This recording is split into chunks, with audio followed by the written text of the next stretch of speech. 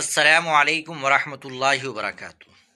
ناظرین کرام، بھارت کی سب سے بڑی عدالت یعنی سپریم کورٹ میں اس وقت ایک ایسی بحث چل رہی ہے جو نہ صرف قانونی لحاظ سے اہم ہے بلکہ کروڑوں مسلمانوں کے مذہبی جذبات اور سماجی ڈھانچے سے بھی جڑی ہوئی ہے۔ سوال یہ ہے کہ خواتین کو مسجد میں نماز ادا کرنے کا ویسا ہی حق حاصل ہے جیسا کہ مردوں کو۔ کیا مسجد کی انتظامیہ کسی خاتون کو داخلے سے روک سکتی ہے؟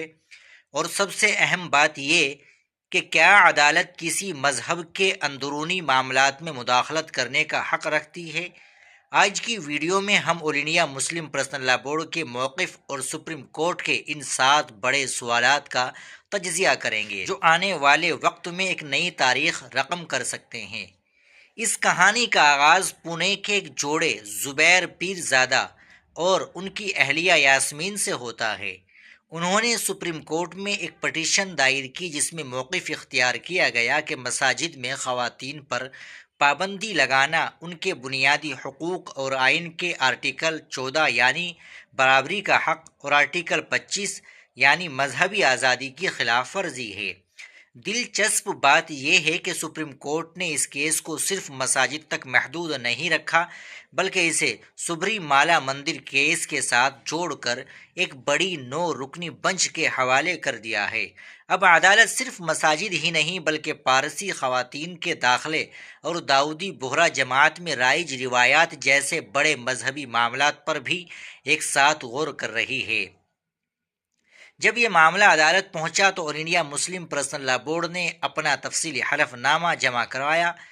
بورڈ کے جواب کے 3 اہم نکات یہ ہیں۔ بورڈ نے واضح کیا کہ اسلام میں عورت کا مسجد میں داخل ہونا حرام یا ممنوع نہیں ہے۔ خواتین مسجد جا سکتی ہے اور نماز ادا کر سکتی ہے۔ نمبر 2، مرد و زن کا اختلاط، یعنی بورڈ کا کہنا ہے کہ مساجد میں مردوں اور عورتوں کے لیے الگ الگ جگہ اور پردے کا انتظام ہونا ضروری ہے۔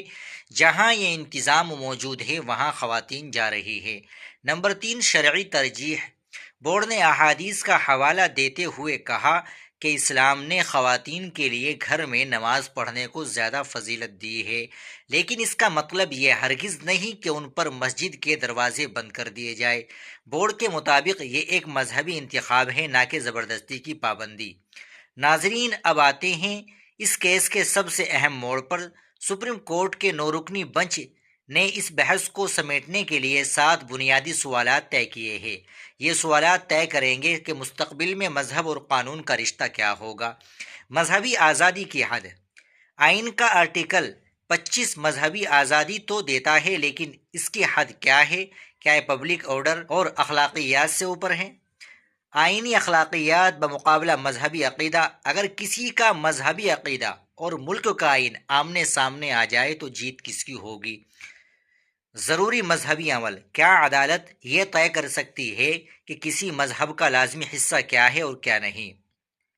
کیا عدالت مذہبی کتابوں کی تشریح کر کے یہ فیصلہ دے سکتی ہے کہ فلاں روایت مذہب کا حصہ ہے یا نہیں؟ آرٹیکل 26 کی وسعت۔ کیا کوئی مذہبی فرقہ اپنی روایات کی حفاظت کے نام پر کسی کو، مثلا خواتین کو، باہر رکھ سکتا ہے؟ کیا ایک ایسا شخص جو اس مذہب کا پیروکار نہیں ہے وہ اس مذہب کی کسی روایت کے خلاف عدالت جا سکتا ہے؟ کیا کسی فرد کا برابری کا حق کسی مذہبی گروہ کے مذہبی حق پر بھاری پڑے گا؟ ناظرین، یہ معاملہ محض ایک مسجد میں داخلے کا نہیں بلکہ یہ اس بحث کی بنیاد بن گیا ہے کہ کیا جمہوریت مذہب کے اندرونی دروازے پر دستک دے سکتی ہے یا نہیں۔ ایک طرف وہ لوگ ہیں جو کہتے ہیں کہ عبادت گاہوں میں برابری ہونی چاہیے، اور دوسری طرف وہ ہے کہ جن کا ماننا ہے کہ مذہبی معاملات میں عدالت کی مداخلت مذہب کی روح کو متاثر کر سکتی ہے۔ آپ کی اس بارے میں کیا رائے ہے؟ کیا خواتین کے لیے مساجد میں علیحدہ اور مناسب انتظامات کو لازمی قرار دینا چاہیے؟ اپنی قیمتی رائے کمنٹ باکس میں ضرور لکھیں۔ اگر آپ کو یہ معلوماتی ویڈیو پسند آئی ہو تو اسے شیئر کریں، اور مزید ایسی ویڈیوز کے لیے ہمارے چینل کو سبسکرائب کر لیں۔ ملتے ہیں انشاءاللہ اگلی ویڈیو کے ساتھ۔ السلام علیکم ورحمۃ اللہ وبرکاتہ۔